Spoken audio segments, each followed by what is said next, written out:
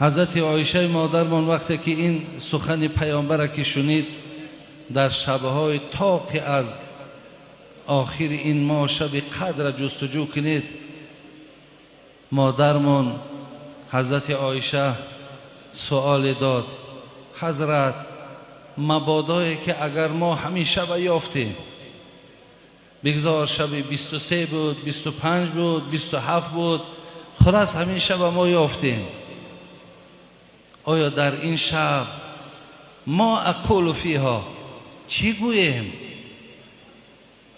پیامبرمان به حضرت عایشه تعلیم دادند: قولی اللهم انک عفو تحب العفو فاعف عنی. ای عایشه، در این شبی که ما قرار داریم، بگو پروردگارا تو بخشنده ای، خداوندا تو بازم آن که بخشنده ای، با بخشیدن را دوست می داری، الله مهربان سهو و خطای مرا ببخش.